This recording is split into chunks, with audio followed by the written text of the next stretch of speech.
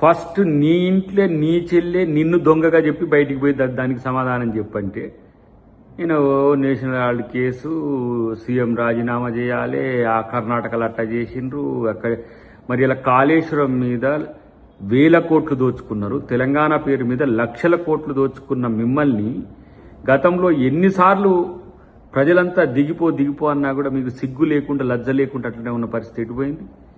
ఇలా తెలంగాణను పూర్తిగా డక్కోలు చేసి, పూర్తిగా ఇట్లా ఏమంటారు పిప్పి చేసి తెలంగాణ ప్రజల్ని మోసం చేసిన మీరు చెప్తే తెలంగాణ ప్రజలు ఎవరింటారు? గిట్లాంటి పనికిరాని ముచ్చట్లు అన్నీ కూడా గతంలో చెప్తేనే మిమ్మల్ని తీసి పాతాళానికి తొక్కితే ఈరోజు ఇంతవరకు పైకి వచ్చిన పరిస్థితి లేదు.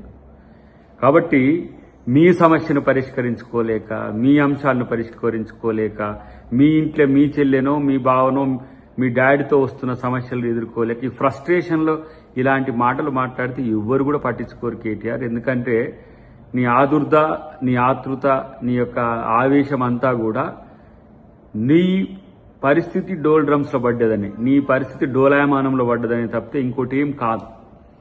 ప్రత్యేకించి ఈరోజు రేవంత్ రెడ్డి గారి మీద చేసే ఏ ఆరోపణ అయినా అది నిజాయితీగా మీరు పెట్టిన కేసులకు ఎదుర్కొంటాడు, బీజేపీ పెట్టినా ఎదుర్కొంటాడు, దేన్నైనా ఎదుర్కోగల సత్తా దమ్ము రేవంత్ రెడ్డి గారికి ఉన్నదనే విషయాన్ని తెలుసుకో ఫస్ట్. అది ఆ జ్ఞానం లేకనే ఇంకా నువ్వు ఇక్కడ కొట్టరాసి వస్తున్నావు అని చెప్పి తెలుసుకోవాల్సిన అవసరం ఉంది.